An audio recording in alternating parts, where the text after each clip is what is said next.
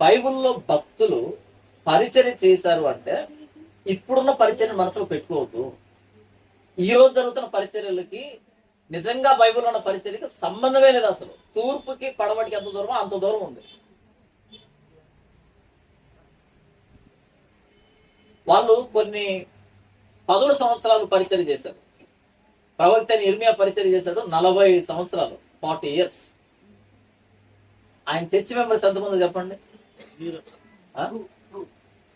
2. ఒక ఆయన చెప్పిన మాటలు వ్రాసాడే ఇర్మియా గ్రంథాన్ని.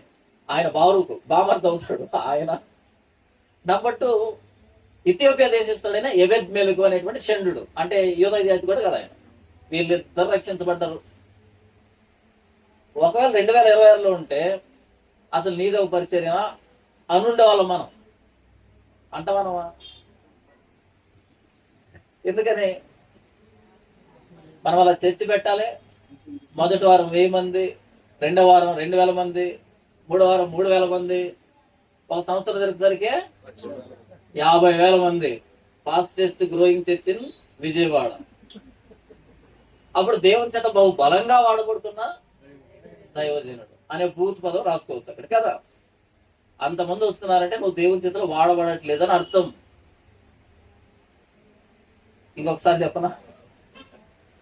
వారానికి నంబర్ పెరుగుతుందంటే దేవుని చేతిలో వాడబడట్లేదు అని అర్థం. నువ్వు మహాసభ పెట్టావంటే కొన్ని వేల మంది హాజరవుతున్నా అంటే నువ్వు అసలు వాక్యమే చెప్పట్లేదు అని అర్థం.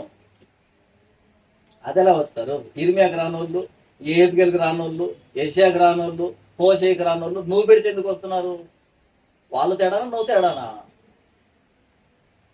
మీరేమనుకుంటారు చెప్పండి? అసలు దేవుని కార్యం లేకుండా అంతమంది వెళ్తున్నారా? సినిమా హీరోయిన్ వచ్చినా అంతకంటే డబుల్ వస్తారు. తెలుసా మీకు? సినిమా హీరోయిన్ వచ్చింది అనుకో, ఇక్కడ మహాసభలకు ఎంతమంది వచ్చారు దీనికి డబల్ వస్తారు. రారా? వస్తారా?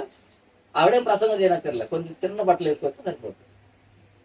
ప్రసంగం అక్కర్లేదు, ఏ ప్రార్థన అక్కర్లేదు, ఏ పాట అక్కర్లేదు. జనాలు రావడానికి దేవుడి కార్యానికి సంబంధమే లేదు.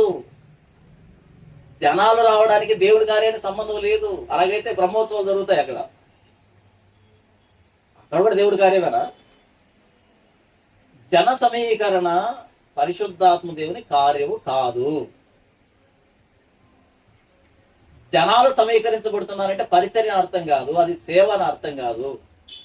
బిజినెస్, దేవుని పేరిట వ్యాపారం